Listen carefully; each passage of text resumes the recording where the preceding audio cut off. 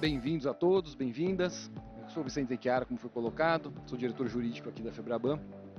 E nesse painel, a gente vai ter vários especialistas aqui ligados à parte de tecnologia e à usabilidade da tecnologia para o crescimento da economia.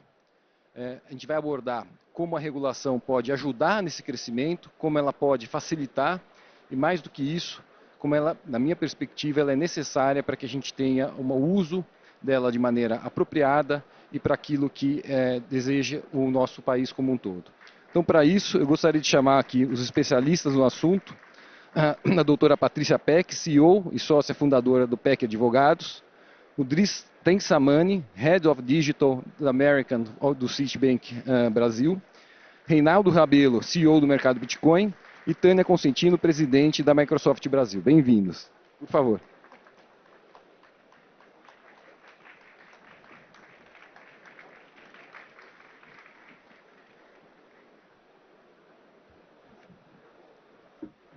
Primeiramente, aqui agradecer a presença de todos vocês. Tinha uma honra, como Febraban, tê-los aqui no nosso dia, aqui nessa feira que é muito feita para todos nós e são feitas por vocês também, que têm nos apoiado em vários instantes e, obviamente, aqui como conhecimento na nossa plateia de hoje e para transmitir tudo isso para todos nós.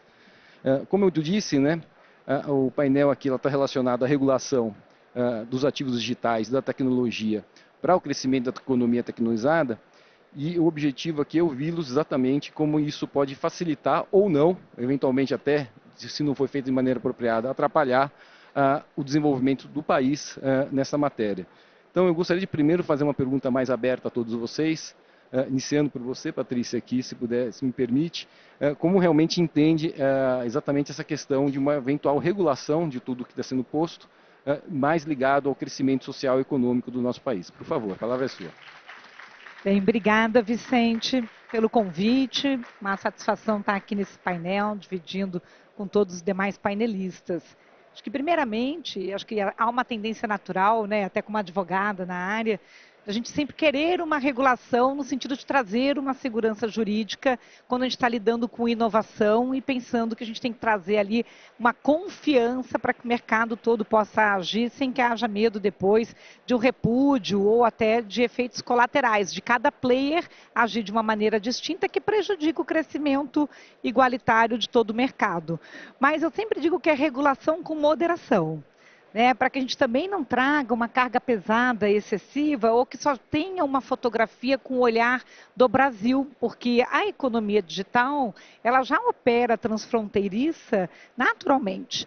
E a visão de token, e de tokenização dessa economia é para alavancar os negócios. Então, hoje a gente tem um grande desafio de conseguir conciliar regulação mínima, autorregulação, aí sim, dentro de um setor, com o mercado também trazendo melhores práticas para ser regulado, e num olhar internacional também, do Brasil olhando para fora e seguir ali uma corrente, porque senão também aquilo acaba sendo prejudicial no sentido de custo excessivo ou não sendo algo implementável quando a gente pensa em operações em qualquer lugar do planeta. Mas sempre uma regulação, mesmo que mínima, ajuda pelo menos a trazer o fair play. Porque a gente sabe que desvantagens excessivas, inclusive no sentido regulatório, de estar presente no país com uma regra e outro não estando, não ter a mesma regra, também acaba gerando ali quase como uma concorrência desleal no sentido de peso regulatório. Então, a minha percepção é regular, mas com moderação. Obrigado, Patrícia. Passando a palavra aqui para o Dries, exatamente com a tua experiência do Citibank, uma instituição que está presente em vários países e que, obviamente, tem aí uma visão muito mais ampla daquilo que acontece no mundo como um todo. Eu queria realmente que você trouxesse um pouquinho a tua visão sobre a regulação e a segurança das instituições bancárias para investir na infraestrutura e nessa realidade do dinheiro programável e dos ativos digitais, efetivamente. Por favor. Yeah, so first of all, thank you very much. Microphone okay? Yeah, thank you very much. Look, it's hard for me to think of regulation in the context of the digital economy. And as a bank, I'm the first one to say that if we leave it up to the private sector, we will continue in this interoperability issue where out of an internet that was supposed to be a standard and a common infrastructure for conducting business, after more than 40 years, we ended up with a lot of private companies with multiple databases and multiple formats, and have created a lot of friction to access the financial system, especially for those that today have been excluded from it. So the role of regulation and the role of central banks and governments in digital money or digital asset is really to eliminate this non-standard infrastructure that we have ended up creating as part of the internet.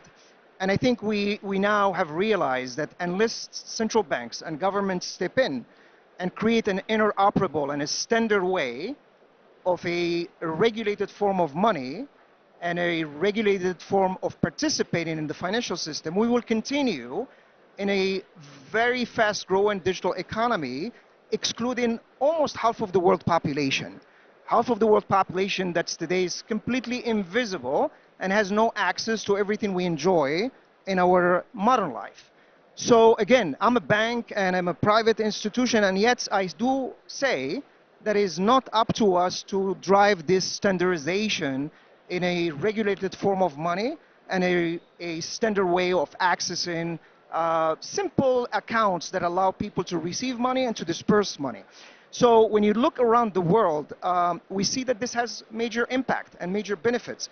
Just to give you an idea, 2% of the world GDP is spent of creating physical money, distributing physical money, and managing physical money. 2% of the world GDP. And this physical or cash, what we call cash, it creates 70% of the employment around the world. So 70% of people work in what we call the informal economy. In total, it's $25 trillion. It's a big opportunity for us to bring into the formal economy, to bring into the financial institution, and not to leave outside the system. So again, if we leave it up to private institutions, even a bank like us, we will come up with our own way of doing that, with our own rail, with our own standards. And again, because of that, we create a lot of friction. We have missed opportunities, and again, we leave half of the world population outside. So central banks, governments, regulations are not what we are used to in this case. These are new innovations, as you said, right? This is a way of innovating in something that is required for the digital economy to keep growing. You cannot have a digital economy and cash. You just cannot do that. People will end up going to a store and changing cash for digital value to load into their smartphone to participate. But you still have to settle in physical cash. As that money gets collected from the little store that did a top-up, that has to come to a bank, and eventually you will have to settle in cash. So Brazil is a leading country in this case, right? Brazil is leading the world, coming up with a model to be followed, because again, with Pix and now with Drex, you're really accelerating the movement of money, you're digitizing the cash, but you're also coming up with a digital way of settling those transactions. So I commend Brazil for doing that, and I'm sure other countries are going to follow suit in that case. Muito obrigado, Dries. Eu acho que, pelas primeiras colocações, acho que impressionante aqui quanto de oportunidade existe não só no Brasil como no mundo para trazer todo mundo, as pessoas, na verdade, que ainda hoje estão ausentes desse mercado, inseridas nesse contexto do nosso modo de vida. Passando para você, Reinaldo, gostaria também de ouvir um pouco das palavras, como realmente é a importância da eventual regulação para investidor, somente focado na pessoa física, dado aí todo o business de Bitcoin que vocês estão inseridos. Por favor. Legal.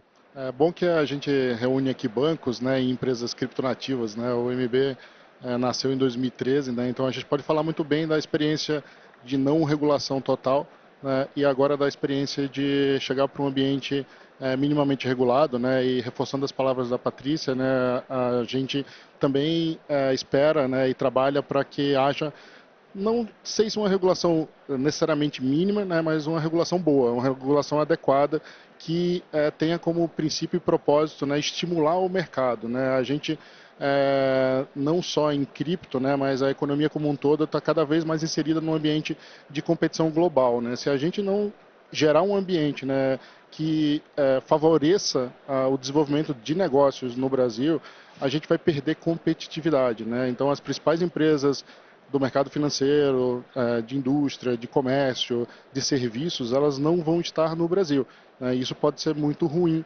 né, para o nosso ecossistema econômico local, né? Então, a nossa experiência, né, até 2017, né, quando a gente até fez, né, pela primeira vez, né, o mercado Bitcoin montou um stand aqui no Febrabantech, né, que na época ainda era o SIAB, né, para tratar de cripto, né, e isso era muito inovador, né, e hoje a gente está vendo aqui, né, dentro desse Febrabantech, cripto tokenização, né, fazendo parte da conversa, né, junto com o AI, óbvio, né, que acabou tomando até a prioridade dessa agenda, né, mas naquela época era um ambiente caótico demais, né, ele serviu para que a gente buscasse e trouxesse modelos de negócios inovadores, mas eles não se sustentaram sozinhos, né, porque o mercado privado acaba extrapolando a liberdade, né, para atender o interesse próprio, né, e não o interesse da comunidade.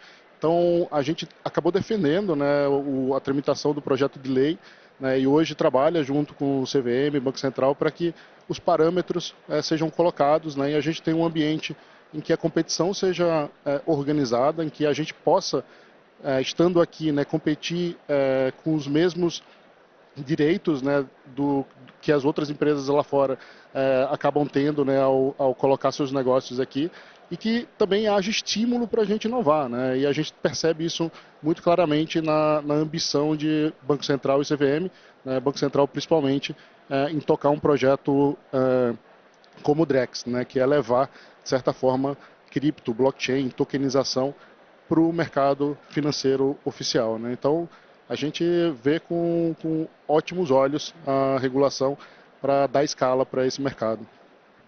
Obrigado, Reinaldo. Realmente aqui temos quase uma unanimidade que é importante a gente ter um marco legal, obviamente, que motive a competição e que resguarde realmente o interesse de todos os cidadãos.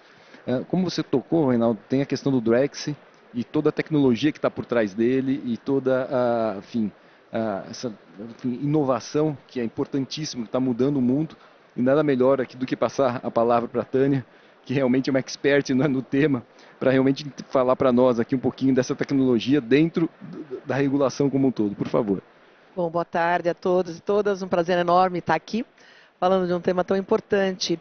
E, bom, a Microsoft está muito presente nos aspectos, na construção dos aspectos regulatórios, mas eu tenho que concordar aqui com a Patrícia que a gente tem que ter um pouco de cautela e tratar a regulação com moderação. Adorei, marquei isso aqui porque eu falava com equilíbrio, mas eu gostei, regulação com moderação, porque, por um lado, se a gente quer proteger o consumidor, a gente não pode colocar amarras demais ou bloqueios demais que vão impedir o avanço tecnológico, porque tudo isso que a gente está vivenciando hoje, a aceleração da inteligência artificial, a tokenização de diferentes tipos de ativos, a desintermediação de cadeias, a eliminação de fronteiras, então a aproximação de mercados, tudo isso cria uma nova economia e uma economia bastante inclusiva, trazendo crescimento econômico para o país. Então eu acho que é isso que a gente busca, desenvolvimento econômico inclusivo. Então, para isso, todo esse aspecto regulatório tem que levar esse ponto em consideração. Então, até que ponto eu estou habilitando ou bloqueando a adoção da tecnologia. Então, acho que esse é um ponto importante. Mas a Microsoft participa tanto da construção da regulação, junto com legisladores, também estiveram presentes em toda a construção da 14478 e em outros aspectos de regulamentação de tecnologia. Nós discutimos regulamentação de casos de uso de tecnologia, casos de uso sensíveis de tecnologia, porque aí sim, mais do que a tecnologia em si, mas a gente tem que discutir os casos de uso, e isso é algo que a gente defende. Mas aqui no setor financeiro, a gente tem trabalhado muito próximo, então não só do aspecto legislativo, de todo o setor legislativo, mas também do Banco Central, para habilitar a tecnologia, participando de pilotos, participando da construção de arquiteturas.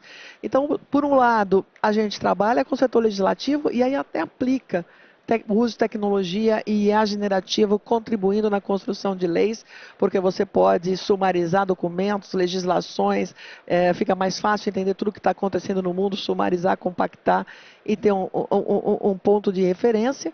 Mas, por outro lado, a gente vai construindo arquiteturas para poder criar uma fundação sólida para a implementação de toda essa tecnologia. No Drex, nós estamos participando já desde o Real Digital, desde do Lift Challenge, e agora nós estamos em 4 dos 16 consórcios, mostrando o poder da nossa arquitetura para o Banco Central. E aí a gente entra, como que a tecnologia ajuda, por exemplo, não só a construir a regulação, mas a entregar o que a regulação pede. E aí a gente tem trabalhado muito na construção de plataformas, por exemplo, de custódia as a service. Então eu vou proteger o seu ativo dentro da minha plataforma. A gente tem falado muito no tema privacidade. Privacidade é um tema fundamental. Então, que tecnologia, e no caso do Drex especificamente, como que eu garanto privacidade com o volume de transações que a gente espera ter? Privacidade e escalabilidade parecia até pouco tempo incompatível, e a gente conseguiu, através de uma tecnologia Zero Knowledge Proof, eu consigo garantir a privacidade de uma transação.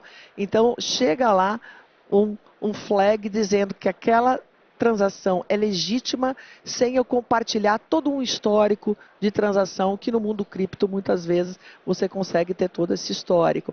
Um outro tema super importante, não existe adoção de tecnologia sem cibersegurança, e aí todo o conceito de Zero Trust e toda a tecnologia embarcada para a gente garantir que eu estou usando a tecnologia com absoluta segurança. Então aí são outras formas da gente também contribuir, é a tecnologia contribuindo para garantir que tudo que está sendo discutido na regulamentação possa ser implementado, possa ser acompanhado e possa ser certificado.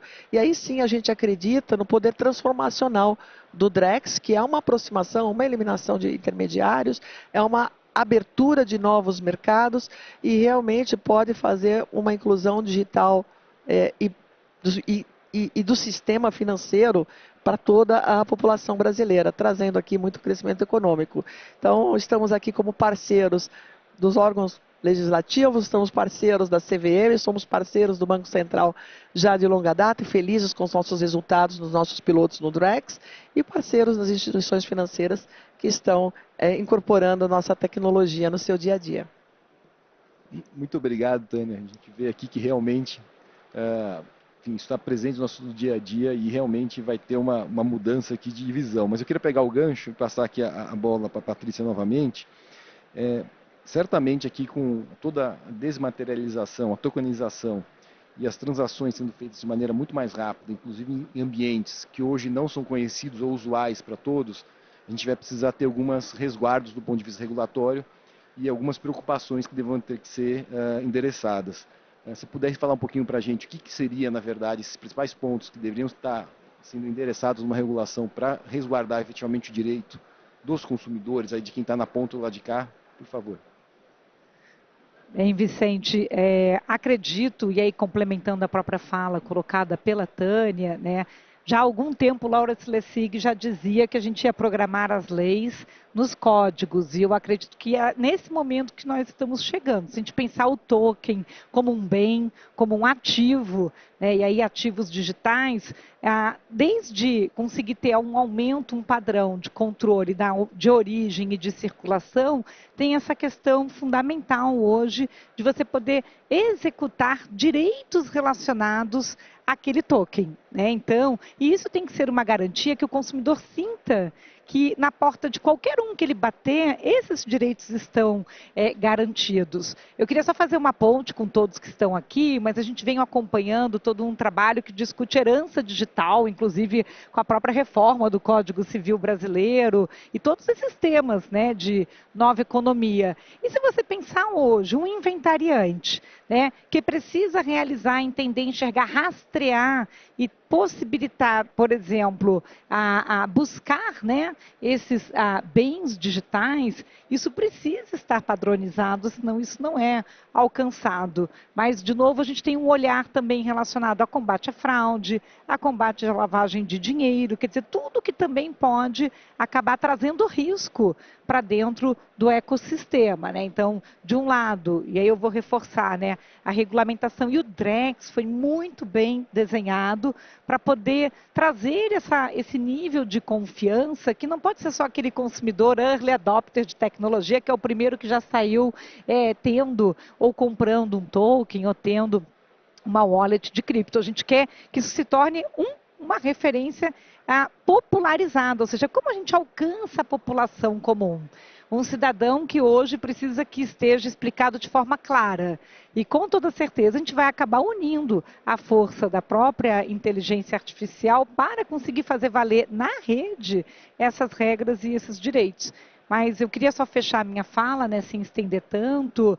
A regulação também traz uma exigência de treinamento, de cultura, né, a gente conseguir construir no mercado uma orientação, uma conscientização. A gente viu isso um pouco com o próprio Pix, não só no Brasil, mas em outros países, quando teve a chegada de pagamentos instantâneos, o primeiro desafio foi que as pessoas tivessem, como consumidor final, um aprendizado do que significava que aquele pagamento instantâneo ocorreria de imediato. E aí o dever de cautela dos dois lados. E a gente acabou construindo depois, os próprios bancos, uma série de camadas de proteção, até pelo modus operandi, né, da fraude, do crime aqui no Brasil. Então, isso é algo ainda que precisa ser muito refletido do ponto de vista do uso dos tokens, né? Então, garantir execução de direitos, garantir essa transferência que alcança, inclusive, hereditária, ou seja, em herança, né, para partes, visibilidade da existência daquele ativo, né? Ele não pode se tornar um ativo invisível para todo o sistema, né? E aí, ao final, uma proteção contra as malícias ou má condutas, que a gente sabe que o Brasil acaba também tendo uma referência. A gente não é só referência de regulação, mas também de como nos proteger aí de crime organizado digital. Obrigado, Patrícia. Passando um pouquinho para você, Dris, você tem muita experiência, como você colocou no início, numa busca de inclusão financeira por meio da digitalização. Não sei se você poderia falar para nós aqui um pouquinho de exemplos que você já tem participado, conhece ao mundo afora, relacionados ao uso da tecnologia sendo feito para a inclusão digital, principalmente das populações hoje bem mais carentes ou mais alienadas do nosso modo de vida, como você trouxe na primeira fala.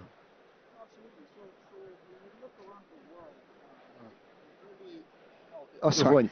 Yeah, absolutely. So when you look around the world, the early example of how technology and digital helped with financial inclusion, the country that comes always as an example is India. And it was not the private sector that actually pushed this financial inclusion. It was regulation, or more, it's not just regulation, it was a digital policy of the government. So a government, the same way the government looks at education, looks at health, and looks at public benefits, the government said financial inclusion is a right. You really cannot have a middle class, or you really cannot have access to education if you don't have access to financial services. So it became a digital policy, government-driven agenda. Regulation came in just to define the rules of the road and to define the framework by how everyone will operate once they enter. Big techs, fintechs, banks, all of it. And if you look at the example of India, and again, I think Brazil exceeded the example of India and actually improved on it, they did not tackle different aspects of the digital policy and waited to see the impact. They used digital identity, they used instant payments, they used virtual accounts and wallets, they used fintech licenses, they used a common identifier within the financial market infrastructure. It was a bundled digital policy that then later, through the incentives of the private sector, because the private sector had to drive adoption through the regulations that were put in place, gave India a very high level of a digital index that drove financial inclusion. So that's the example that we all kind of look at when we want to understand how digital policy works to drive financial inclusion. But think about it. This is not just a financial inclusion play for the government as part of a digital policy. This is a total revamp of the financial market infrastructure, of the FMIs, right? This is a total modernization of the rails that we currently use as banks to do transactions. And what are those rails, right? So you have the internet that we all use as the backbone of the technology that allows us to transact. And then you have a lot of databases for different purposes. So if you want identity, we store it in one database. If you want a transactions to process payments, that's one database. If you want information on that payment, who paid, how they paid, when they paid, the bank statements, that's one database. If you want contracts, terms and conditions and contracts around the transaction, that's another database. This is what the private sector has done with the internet to conduct business. It's really inefficient, is outdated for the digital economy. So when you talk about tokenization, when you talk about blockchain as a new layer on the top of the internet to create a regulated form of money, which now we call tokens, this is a total reimagination of the financial market infrastructure. Why? Because what is a token? A token is a transaction. A token has the conditions. The token has the information, and the token has the identity. You now collapse the entire database concept of the internet into one common interoperable infrastructure. That's a modern era for a modern way of conducting business for banks into a digital economy which is growing very, very fast. As a matter of fact, it's growing 300% in the last 15 years versus the traditional economy. So it's much needed, really. And the regulations, well, if we are going to do the last mile, and last mile is not going to be done by banks, I'm sorry to say. The last mile is going to be done by fintechs and big techs. Why? Because they don't see this population of the society as an account that's going to leave them deposits and take credit. They see them as a platform play. They see them as user into a platform. They need these users to come into the platform to grow because they need the data. Banks are balance sheet driven. They want deposit and they want to do credit. That's how they build on profitability. So if you don't have a regulation that also brings into this new financial modern infrastructure, fintechs and big techs to do that last mile with their QR codes and their virtual account and with their wallets, you're going to miss the point as well. And this is part of that success that we saw around the world. It is a combined digital policy that includes all of that, not bits and pieces. Or not, it includes an entire digital strategy driven by a government, because if not, again, if you allow the public sector to do that, they will want to have their own format, their own rail, and they want to do it by segmentation. They want to go after a certain set of the population, and that's what gives us, at the end of the story, gives us half of the world population completely excluded, because they're not going to lend money and they're not going to leave much deposit. They just don't want to do payments. And that's the situation that we see. Obrigado, impressionante aqui as colocações e as possibilidades, né? E o que a gente está realmente mudando na nossa realidade nesse exato momento. E aí, passando um pouco a palavra para o Reinaldo, exatamente pela experiência que vocês têm, conectando aqui com tudo que o Dries trouxe, né, dessas quebras da forma como as informações vão ser colocadas e a interação com o cliente, um pouco do que vocês já têm feito hoje, né? Então eu passo a palavra um pouquinho para você contar para nós como é que o mercado Bitcoin tem operado dessa maneira e como a governança tem auxiliado exatamente, aí eu não estou dizendo exatamente a governança pública, mas a governança privada para poder evoluir, por favor. Legal, a gente acho que está justamente nessa ponta que o Dries comentou, né, de ser uma fintech com, acho que até mais liberdade para fazer testes e modelos de negócio, né? Em 2019 a gente começou a fazer tokenização de recebíveis, né? O que hoje no mundo ficou famoso como RWA, né? O Real World Assets. A gente faz desde 2019, né? E tem mostrado, né? São casos reais, né? Aplicações pragmáticas da tecnologia para melhorar a vida, né, do emissor, né, de quem procura dinheiro no mercado, né, que está tentando fazer algum tipo de captação e não tem muitas vezes, né, um acesso direto a crédito bancário e acaba não tendo um acesso muito bom, né, no mercado de capitais. Então a gente facilitou a vida desse emissor, basicamente pequenas e médias empresas, né, e na outra ponta, né, a gente entregou um resultado melhor para o investidor justamente por conta da desintermediação, né. O mercado, principalmente de capitais, né, ele está recheado de intermediários que foram criados nos anos 80, né, nos anos 90, quando nem a internet existia, né, e a gente continua a remunerar esses mesmos intermediários, né, no mundo que é pós-internet, né, no mundo que já é digital, não é mais eletrônico, né, e a tokenização permitiu a gente fazer, né, uma provocação a esse modelo antigo, né, de mercado de capitais, em que a gente, no primeiro momento, tokenizou uma dívida pública judicial, os nossos famosos precatórios, né, foi o nosso primeiro case, mas depois disso a gente já fez quase 1 bilhão de reais de pagamentos né, de diversos tipos de dívidas privadas, né, como recebíveis conectados ao mercado de energia livre, mecanismos de solidariedade da FIFA, cotas excluídas de consórcio. Foram várias experiências com recebíveis mostrando que não só o MB, né, o mercado inteiro pode se aproveitar dessa tecnologia, dessa proposta de tokenização para entregar para o emissor um crédito mais barato para a empresa, né, principalmente pequena e média, que não tem acesso, às vezes, a um crédito mais barato, né, e para o investidor um retorno maior. Né. Então, a gente consegue, por exemplo, reduzindo a fricção de intermediários, entregar com regras de governança, né, de controle, de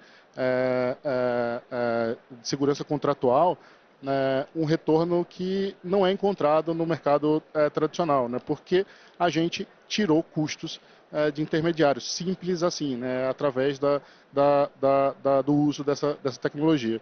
Né. E outro elemento importante dessa nossa experiência é que a gente não precisa quebrar tudo para fazer algo melhor. Né. A gente pode se aproveitar das boas práticas de mercado, principalmente de mercado financeiro e mesmo de mercado de capitais, para reconstruí-lo, né, para propor uma forma diferente de fazer.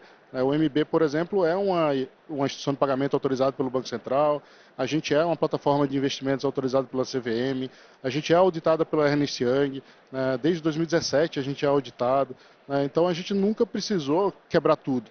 A gente consegue fazer, através da tecnologia, propostas de novos modelos de negócio que entregam valor para o emissor e para o investidor. Né? Acho que o case do MB ele é super interessante porque não é teórico, né? É um case prático. Né? Basta acompanhar todos os projetos de tokenização que a gente fez para entender que dá para fazer. Né? E hoje a gente vê os principais bancos, né, do Brasil, todos eles falando em tokenização, né? Porque também serve para eles, né? Também serve para o mercado tradicional se aproveitar desses casos de uso, desses novos modelos de negócio e dessas novas tecnologias. Então, essa é um pouco da experiência e como a gente enxerga essa experiência de 11 anos de mercado cripto, tentando se conectar cada vez mais com o mercado financeiro e o mercado de capitais. Obrigado, Reinaldo. Realmente aí tem um grande avanço. E eu brinco um pouquinho sempre que eu falo aqui do lado de cá, eu represento muitos bancos, né? Sempre tem que ter alguém desafiando. Eu acho que é sempre bem-vindo a competição e quando desafia você tem sempre a evolução do mercado como um todo. Então é sempre muito importante. Passando aqui para o Tânia, eu queria te ouvir lá novamente. A gente sabe que essa tecnologia tem ainda uma escassez muito grande de mão de obra, né? E tudo que está sendo colocado aqui vai necessitar, enfim, de toda a estrutura efetiva de grandes empresas de tecnologia de Big Techs, como é a Microsoft, mas também que alguém dentro das corporações, né, que seriam os clientes, que tenham acompanhado exatamente esse tipo de mesma linguagem e compreensão daquilo que está sendo dito aí do nível mais micro. Né? Como é que você tem visto exatamente o desenvolvimento desse mercado como um todo e mais das pessoas realmente que estão interessadas e estão se capacitando para exercer esse tipo de função? Bom, aqui é um grande desafio desse mundo de adoção rápida de tecnologia. E a gente pode falar isso no próprio advento da IA, a IA generativa, né? Porque IA não é uma coisa nova, mas a IA generativa invadiu as casas de todos nós há exatamente 1 ano e meio, algo super recente, e já vem transformando negócios, criando disrupções em diversos segmentos, em diversas indústrias e empresas de todos os tamanhos. Então, a primeira coisa que nós precisamos ter consciência é que hoje todos somos profissionais de tecnologia. Então, não é a Microsoft, não é os concorrentes, IBM e outros, mas sim o Citibank é uma empresa de tecnologia. Nosso amigo aqui, Reinaldo, é uma super empresa de tecnologia. O escritório de advocacia hoje é uma empresa de tecnologia. Por quê? Porque a gente não tem... O uso da tecnologia não vai só nos permitir a ser mais produtivos ou a transformar a experiência dos nossos clientes, mas vai nos permitir criar novas fontes de receitas ou criar disrupção do nosso próprio negócio. Então, tem um oceano azul enorme para a gente navegar de coisas que a gente nem sabe, de aplicação, né, casos de uso de tecnologia, que a gente nem conhece hoje, mas talvez num tempo muito curto venham a aparecer e podem provocar uma grande disrupção no mercado. Então, a primeira mentalidade que a gente tem que criar dentro das instituições, e aí principalmente nas grandes instituições de legado, é essa cultura que na Microsoft nós chamamos de Growth Mindset, mas é a cultura da mentalidade que é do aprendizado contínuo, uma cultura de inovação, uma cultura de que permita erros e aprendizagem com os erros, porque se você não permite, não tem espaço para errar, você vai restringir a capacidade de inovação. Então, para mim, começa por aí. As empresas precisam fomentar de maneira brutal que todas as pessoas da empresa participem desse movimento de inovação. Então, esse é o primeiro movimento. Segundo, quando a gente olha para os profissionais de TI, esses profissionais também estão se reinventando, porque a TI hoje ela passa a ser o grande habilitador do negócio. Então, a TI é business partner, ela não é mais cost center.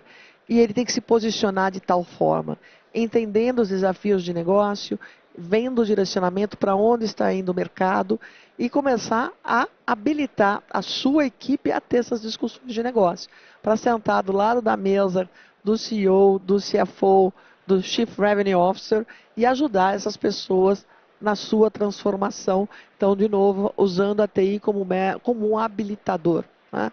Não como só ferramenta para rodar os processos antigos.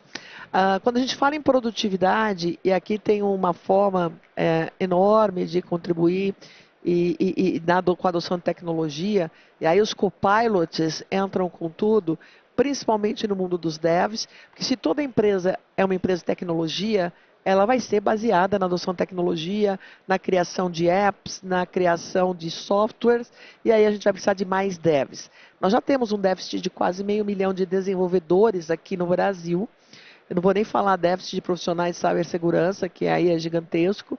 E a questão é como que eu acelero, como que eu empodero, como que eu dou produtividade para esses grupos.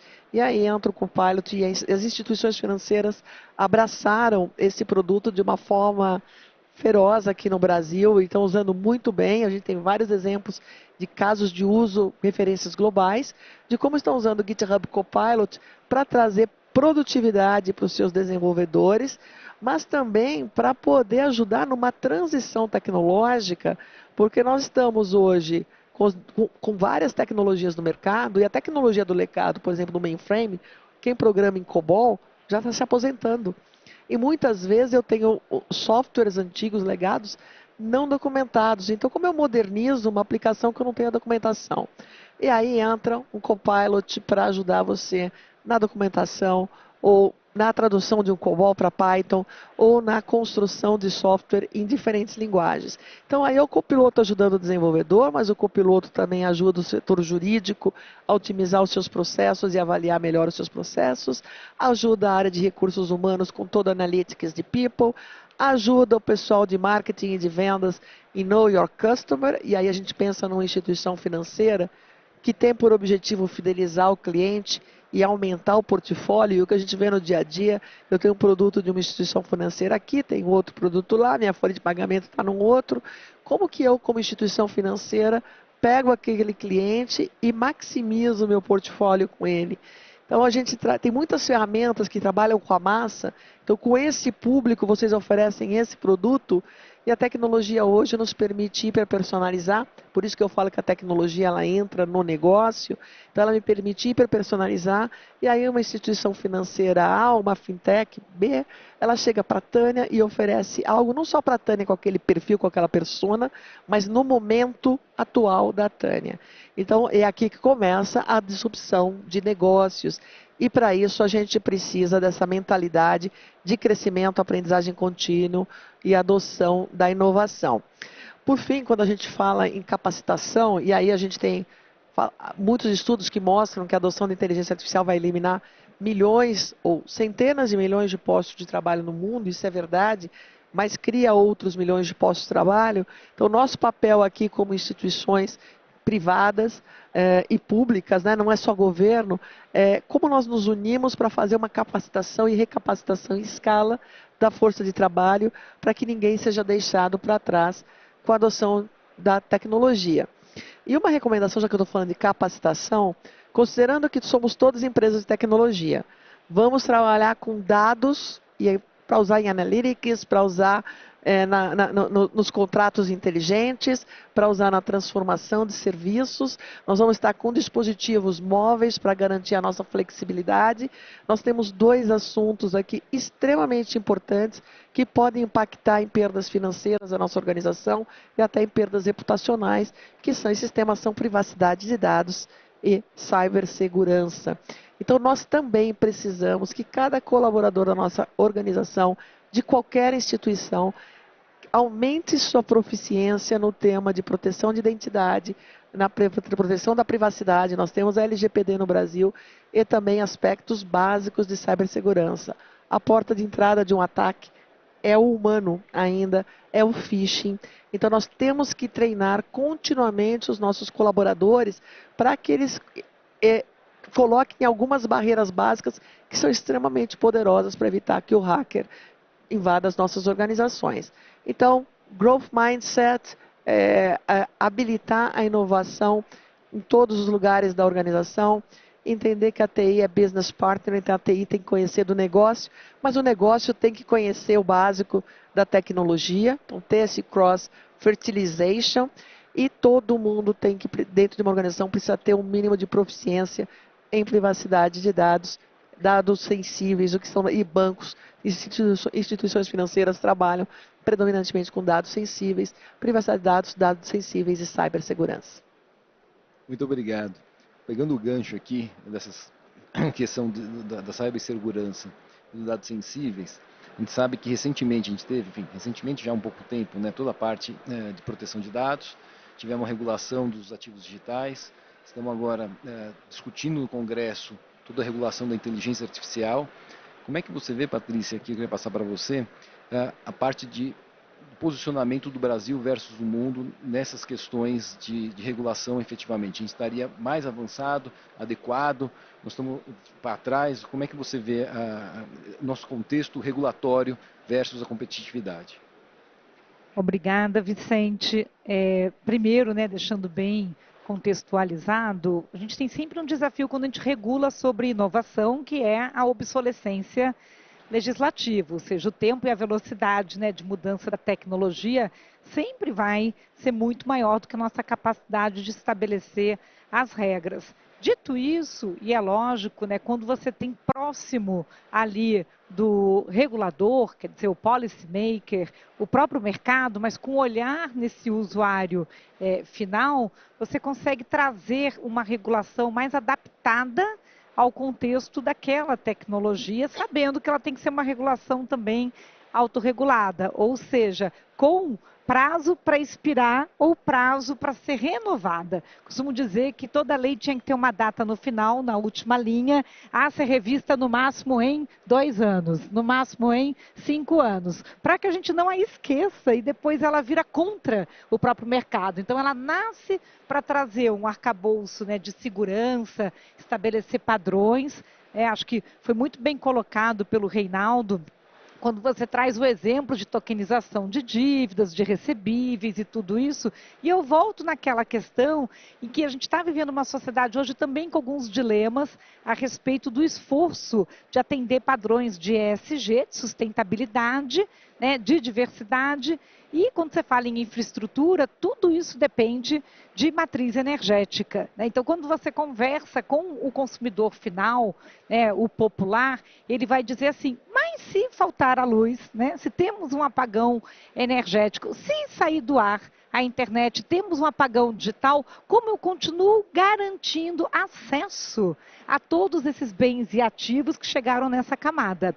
Eu estou hoje como membro no Comitê Nacional de Cibersegurança, que também tem um chapéu muito forte para tentar refletir isso do ponto de vista de estratégia e framework, e estive no Conselho Nacional de Proteção de Dados Pessoais.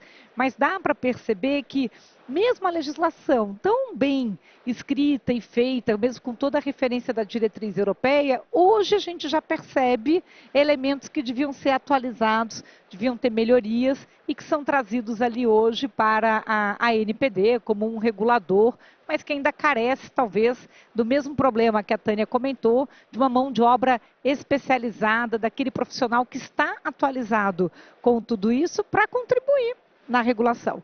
Então, na hora que a gente vê o Brasil, né, e a gente pensa desde ensino fundamental, médio, universidade, ainda com um gap muito grande de formação, o próprio direito digital, gente, só se tornou obrigatório nas faculdades agora, depois de uma portaria do MEC de 2021.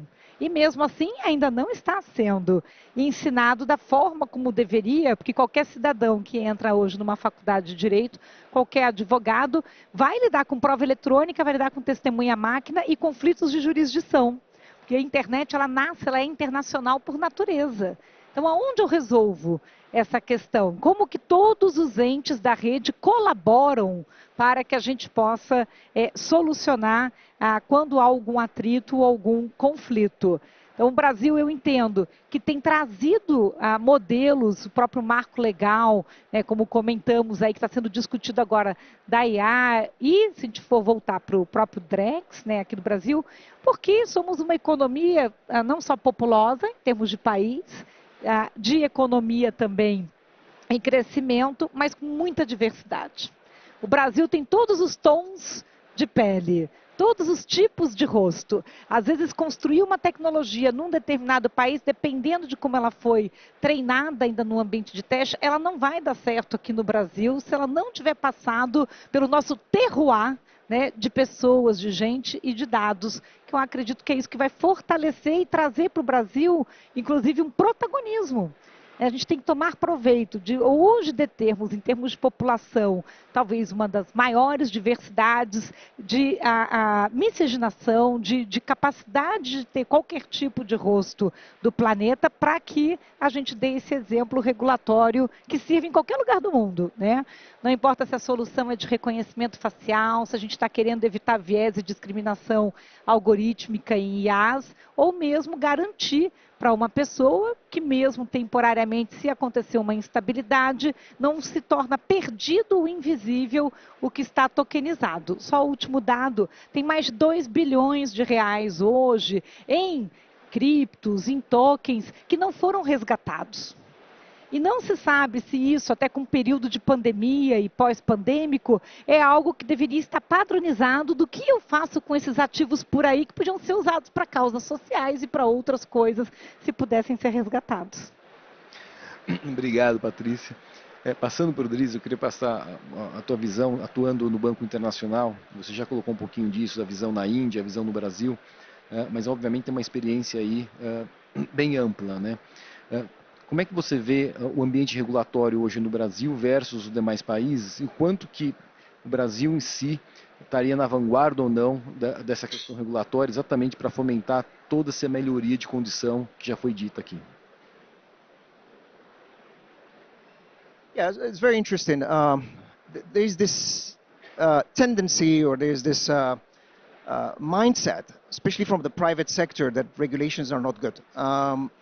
And to a certain extent, when the private institutions have a business model that makes money from inefficiency, that makes money from friction, then of course, when you have a regulation that is trying to push the digital economy and to push us forward to the modern era, the normal reaction from a private institution is to fight that regulation, to lobby against that regulation, because it's going to disrupt its business. It's going to make them lose money on the short term.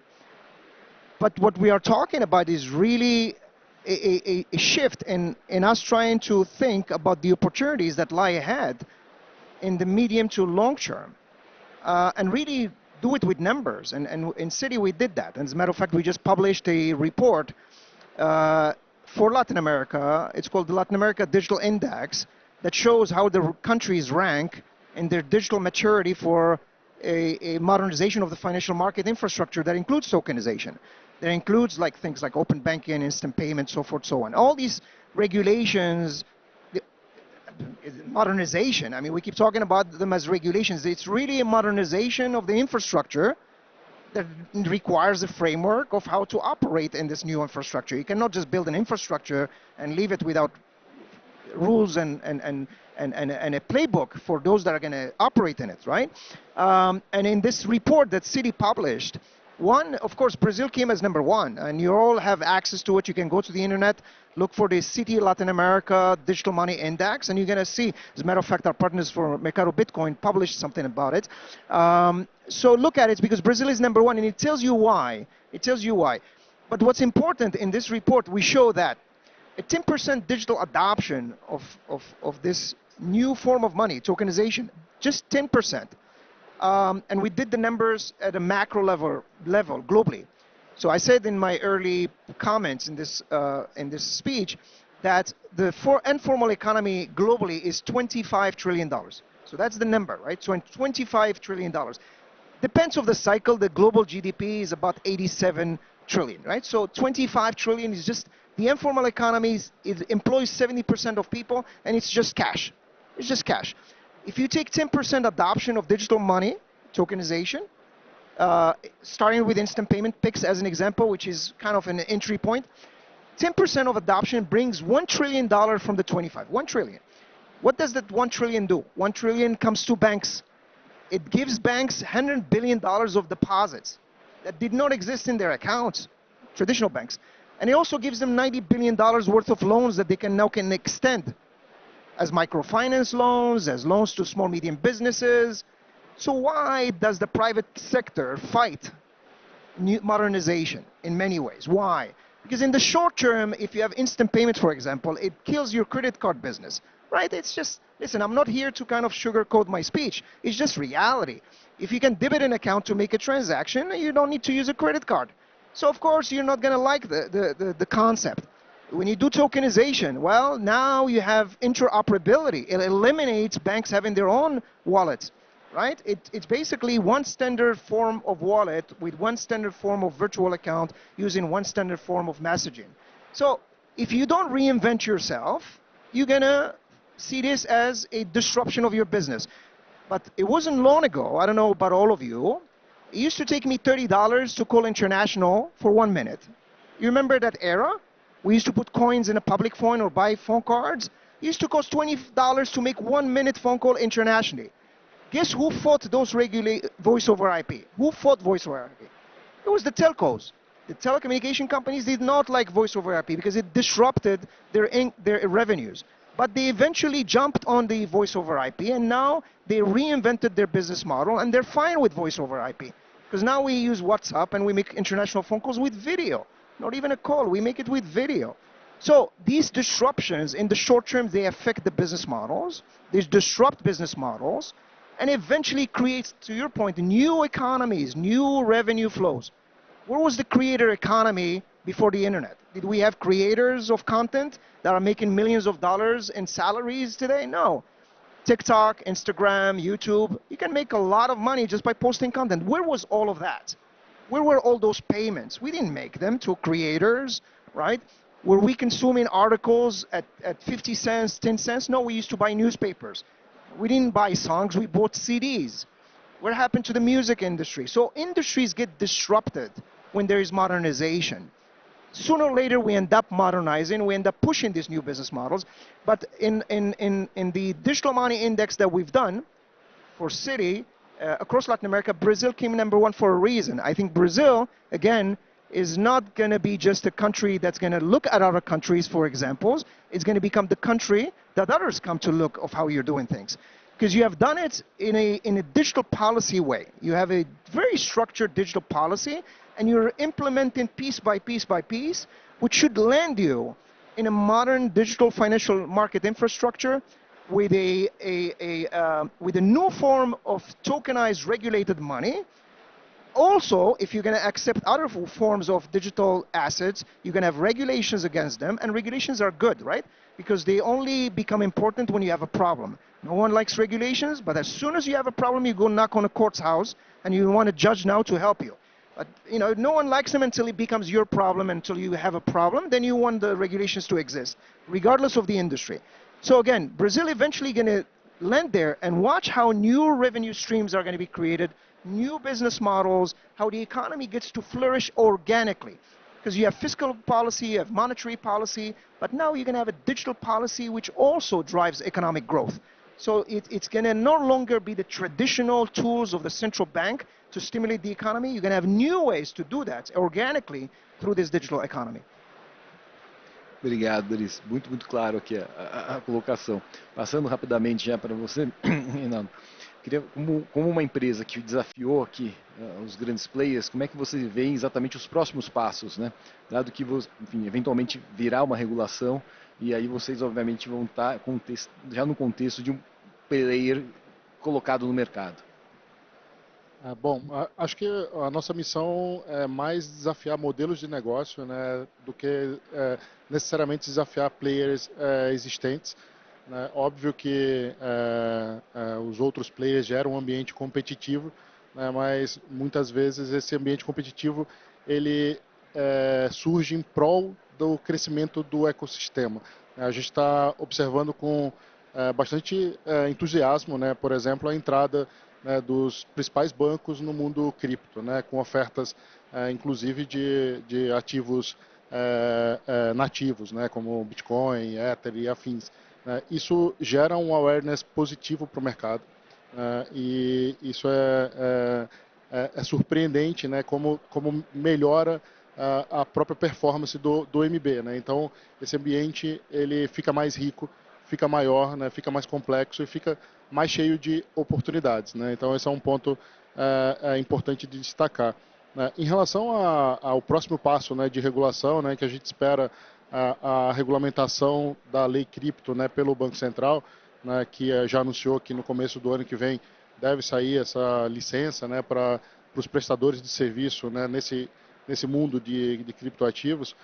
Acho que isso vai trazer acho que mais atenção de investidores, né, não só investidores do Brasil, mas do mundo inteiro, né, de players globais. Né, a gente vê o Dries comentando aqui como que o Citi, né, observa esse ambiente, né, digital brasileiro, né, a própria Microsoft, né, também atenta, né, a esse desenvolvimento de mercado brasileiro através de digital no bank. Né, então acho que isso vai gerar mais awareness global para o Brasil e mais provavelmente investimentos, né, para que a gente possa construir mais coisas novas, interessantes e melhores, né, na nossa visão, emissores e investidores, né, que é onde a gente está atuando mais propriamente. Né. E o mercado do Bitcoin hoje, ele já é uma empresa autorizada para operar com ativos digitais na Europa. Né. A gente tem uma operação em Portugal, autorizado pelo Banco Central de Portugal, né, e agora com o MiCA, né, que é a regulação da Europa, da Comunidade Europeia como um todo, né, a gente pode operar na Europa como um todo também. Né, então a gente já tem essa experiência de ser uma empresa autorizada e o que eu posso dizer é que não trouxe nenhum prejuízo para a nossa atividade. Se a regra local ela tiver a mesma diretriz, né, que o MiCA colocou para as VASPs lá, né, para as empresas de ativos digitais na Europa, eu diria que vai ser ótimo, porque a gente vai continuar operando, né, como a gente opera, né, dando segurança maior para os investidores, né, e certamente, né, ganhando mais escala, porque a gente vai ter um ambiente regulamentado. Né. A gente viu isso funcionar com as fintechs. Né, as fintechs cresceram porque houve regulamentação desde a largada. Né. Dificilmente a gente teria o Nubank chegando no tamanho que chegou se ele não nascesse regulado. Né. Ele nasceu como uma instituição de pagamento, ou uma instituição de crédito nível mais básico, né, mais regulado. Né, e isso trouxe confiança para o usuário consumir a plataforma digital de um banco como o Nubank. Né, e a gente percebe que isso vai acontecer da mesma forma com as empresas cripto no Brasil. Obrigado, Reinaldo. Dado o nosso tempo aqui, eu vou ter que fazer a última pergunta para você, Tânia. E é muito relacionado também à perspectiva do Brasil versus o mundo como um todo. Né? Vocês, como prestador de serviço, fornecedor de tecnologia para bancos, né? Como é que você vê o posicionamento do mercado brasileiro versus o mercado mundial, exatamente como colocador da tecnologia para melhorar a eficiência do todo? Bom, o que a gente tem visto é bastante alinhado com o que o Reinaldo e o Dries falaram. O Brasil está muito avançado, o setor financeiro brasileiro está muito avançado na adoção de tecnologia, na inovação dos serviços a seus clientes. E com o Drex agora, falando, não só o Drex, mas todos os direcionamentos do Banco Central, Open Finance, o próprio Pix. O Pix é uma revolução e a gente não tem isso lá fora, né? A gente fala no FedNow, mas olha o que o Pix habilitou, e quando a gente há 2, 3 anos não imaginava tudo isso, e agora o Drex olhando o potencial do que isso pode habilitar, é uma coisa incrível, e a gente vem avançando muito bem. Então é muito interessante a regulamentação acompanhando. É importante a gente ter um órgão como o Banco Central com tecnologia, com a visão do poder da tecnologia e o poder do empoderamento da mesma. Então eu acho que o Banco Central aqui tem um papel crucial e eu espero que ele continue com essa pegada de inovação contínua, porque isso faz toda a diferença, puxando os bancos e tirando os bancos da sua zona de conforto. Porque se fosse esperar que as instituições financeiras lançassem todos esses novos mecanismos, essa não seria a nova opção, porque trouxe uma sobrecarga não só de disrupção de modelos de negócios antigos, mas também uma carga de investimento em tecnologia. Então eu vejo o Brasil avançado, a regulamentação está avançando bem também, a gente também está aguardando aqui a regulamentação das VASPs agora pelo Banco Central, e isso traz estabilidade e traz credibilidade para o sistema. Então aqui a gente pode aí ter mais players de todo mundo realmente rompendo as fronteiras, e isso para mim só vai tornar o nosso sistema financeiro ainda mais ativo, ainda mais fortalecido, e vai permitir que a gente inclua mais gente. Quando a gente fala nos desbancarizados, o Idris trouxe números globais, mas a gente tem uma realidade local aqui também importante. Imagina trazer para dentro do sistema financeiro toda essa economia informal, que evolução a gente poderia trazer na nossa economia.